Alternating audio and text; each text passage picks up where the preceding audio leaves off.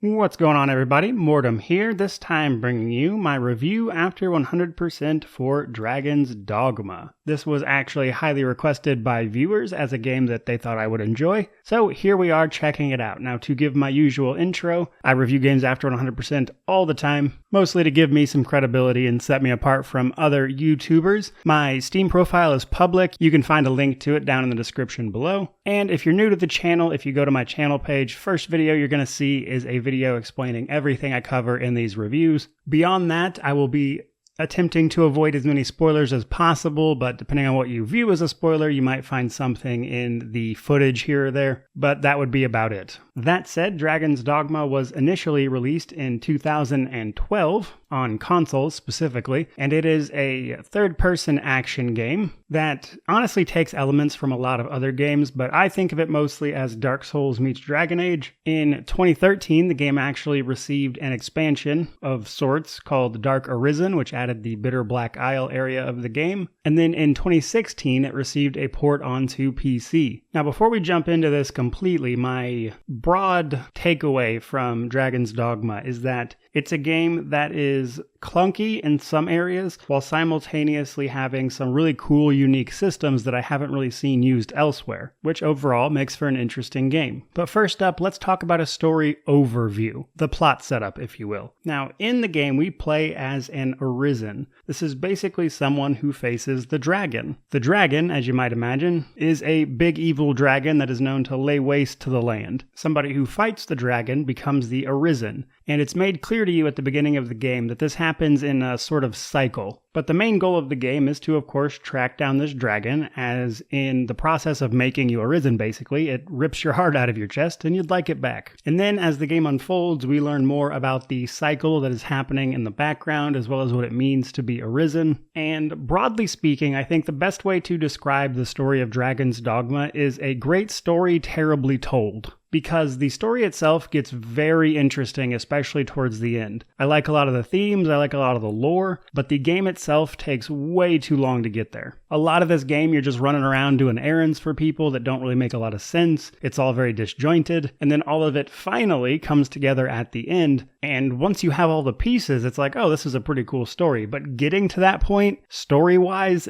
honestly, not that great of an experience in my opinion. From there, let's talk about character creation a little bit. So this, of course, comes with all of our cosmetic options. So you'll be able to customize a character how you want, but you don't really pick your starting class, if you will, in character creation. You pick that once you get a little into the game, actually, which I'll talk about a little later. But the main things to note in character creation are that when you level up later in the game, the stats that you're going to increase when you level up are done automatically based off of what vocation you wind up picking, which is essentially your class, which again is all done a little bit later. However, in character creation, you might not necessarily realize it, but some of the cosmetic choices you're making do affect the game a little bit. For instance, if you make a very tall character, that character can jump up and grab ledges a little easier. Smaller characters can actually squeeze into certain little areas that you can't get into otherwise. And I would say, while this is a cool mechanic, it isn't used enough to be like a big thing. So it's there, but I wouldn't really worry about it too much. I would just make the character you want to make. Now, on to world building. The game takes place in the Duchy of Grandsis, and overall the game world has a very gritty fantasy vibe to it. But the world itself is actually pretty small. You're going to be traveling on foot through the vast majority of it. A little into the game, you do get access to a teleport system via fairy stones and port stones. So fairy stones are a consumable that when used, you'll be able to teleport to either one of the two major town hubs or wherever you happen to have dropped a port stone that you found. There's like 5 port stones in the game. You can use them in parts of the world and then use a fairy stone to travel back there in a sort of mark and recall system. And this does speed up travel a little bit, but honestly, the world just isn't that big, which a little later in the game results in quite a bit of backtracking, as you will likely find yourself in the same place multiple times for different quests. Now, as I mentioned, there are basically 2 town hubs. There are some areas out in the world you can rest as well, but the 2 town hubs of Casardis and Grand Soren are sort of instanced little town areas. They're separated from the main open world via a loading screen.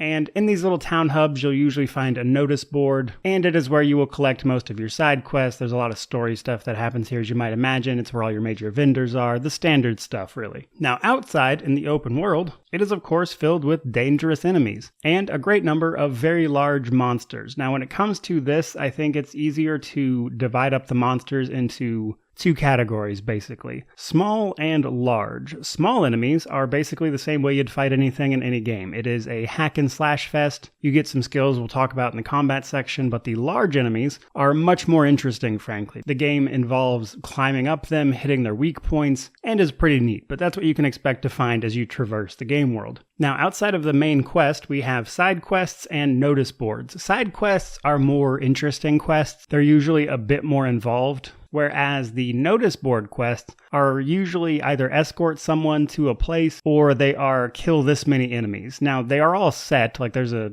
definite amount of them, so to speak, but the notice board quests themselves are very MMO style, kill this number of enemies type of stuff, and aren't very interesting. However, they do have a lot of great rewards, so they're usually still worth doing. Now, two other things I want to talk about in this particular section are forgeries and romances. So Dragon's Dogma is a game that doesn't care to explain its systems very well. Forgeries, I think, are actually pretty cool. There is a shop in Gran Soren where you can take items and have them forged, which is essentially having an item duplicated. Now, in some cases, the resulting item won't actually retain magical effects, that kind of thing. However, they still count as that item, so you can turn them in for quests, etc. So this is a good way to, if you find a really cool quest item, just make a forgery of it, keep it, or as you retain all of your gear, etc. when you New Game Plus, because that is an option in this game, you can actually make forgeries of quest items and then just have them in your inventory in New Game Plus, where you can just immediately turn quests in upon receiving the quest. And overall, the forgery system opens up a lot of cool gameplay options, so I wanted to mention it. Now, the other thing I wanted to mention here is actually romances, and that's because I don't think they're done very well. So romances kind of happen inadvertently, in my opinion, which is weird, as the game has this affinity system, which is basically how much other characters like you. Now, the reason I say the romances are bad is because, again, it's possible to find yourself in a romance and not actually have been intending to be. But towards the end of the game, whatever character that you've done the most for, or your character, according to game systems, has grown the closest to, just kind of like becomes the romance, even though you didn't involve yourself in that. So there's a very real thing where you're just kind of going along, playing the game, having a good time, and then you get to a point in the game where the game decides you've romanced this person and now your character's in this relationship, and it's like, what is happening right now? It just kind of came out of left field in some ways, and I didn't like how that was handled. Now, from here, let's talk combat. So combat, for starters, boils down to your level and your vocation. So as I mentioned, when you level up, you will gain stats based off of what your vocation is, which is your class, of course. At the beginning of the game, you'll choose one of 3 classes. However, there is 9 total, and a little later into the game, you'll run into the option to switch your vocation. Now, you can do this freely, but again, when you level up as a certain vocation, it's going to increase your stats accordingly. This leads to a certain amount of min-maxing, where you can level up a certain class to a certain point to get the stats associated with it, and then switch to another vocation to max out the stats for that particular damage type, etc., and then maybe finally switch to a final vocation that you actually plan on using. None of which the game really bothers to explain to you, by the way. Now, that said, each vocation is limited in what they can equip. So for instance, if you're a fighter, you cannot equip mage gear at all. It just literally won't let you. So that's something to keep in mind, as your vocation does dictate your equipment. And then from there, in addition to that, each vocation has a rank associated with it, 1 through 10. As you increase the rank of your vocation, which you'll do simply by playing as your vocation,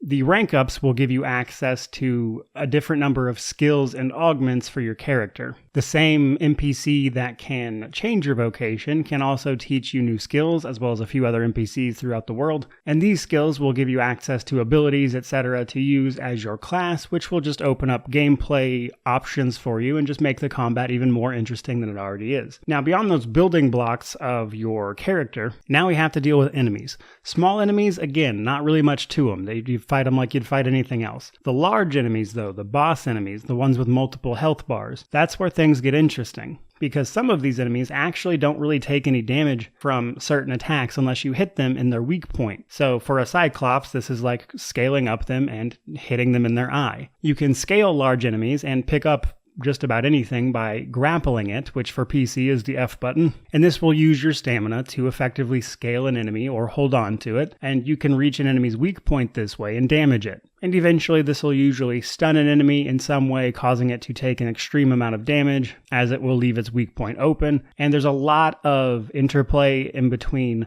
knowing what an enemy's weak point is, which you usually learn just by fighting the thing, as well as all the combinations of different character classes. Now, I do think you do eventually get to a point where ranged is kind of the clear winner, just because melee characters are going to have a hard time reaching the weak points, whereas an archer or something can just shoot the weak point. And a lot of these enemies are gigantic, so because of that, again, ranged kind of, towards the end game at least, becomes the clear winner, after you do a little bit of setup with your classes and vocations to maximize their damage. Overall, I think this makes combat incredibly rewarding, even if it does skew a little towards ranged, because fighting these enemies, learning their weak points, getting skills to help you deal with them more effectively really does make it feel like you're learning and progressing your character in a bit of a slow burn type situation. My first playthrough took me about 40 hours, and by the end of it, I was feeling good, especially about how my character had grown and how I'd learned to deal with all these giant monsters. It was a good time. Now, from here, let's talk about the people that are going to be helping you in combat. The pawn system. The pawn system is, in my opinion, the single most interesting thing about Dragon's Dogma. So rather than companions, you get pawns. Pawns are similar to humans, but they're not exactly human. The game never specifies exactly what they are, but through some side quests, etc., you can actually get some more information about them, which is pretty cool. But basically, pawns serve the Arisen, as they don't have much of a will of their own.